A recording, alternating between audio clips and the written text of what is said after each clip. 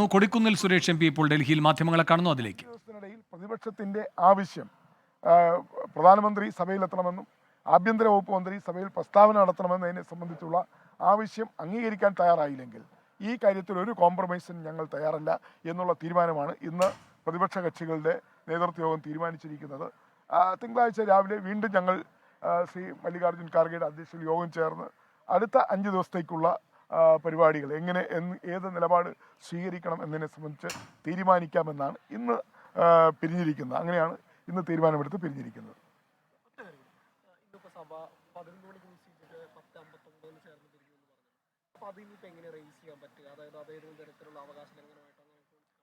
അല്ലല്ല, അതായത് 10:59 തന്നെ അല്ല, അംഗങ്ങൾ വന്ന് ഇരിപ്പിടങ്ങളിൽ ഇരിക്കുന്നതിന് മുമ്പ് തന്നെ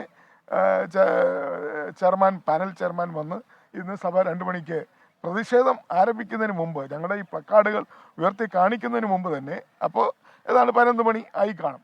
ആ സമയത്താണ് അദ്ദേഹം പാർലമെന്റിലെ പ്രതിപക്ഷ പ്രതിഷേധത്തെ പറ്റിയാണ് കൊടിക്കുന്നിൽ സുരേഷ് MP പ്രതികരിക്കുന്നത്. ഡൽഹിയിൽ പ്രതിഷേധം തുടരുമെന്ന് തന്നെയാണ് അദ്ദേഹം പറയുന്നത്. തിങ്കളാഴ്ച വീണ്ടും മല്ലികാർജ്ജുൻ ഖാർഗെയുടെ അധ്യക്ഷതയിൽ ചേരുന്ന യോഗം തുടർ പ്രക്ഷോഭ പരിപാടികൾ തീരുമാനിക്കുമെന്നും കൊടിക്കുന്നിൽ സുരേഷ് പറയുന്നു. 24 അഞ്ചിന്റെ വജ്രത്തിളക്കം.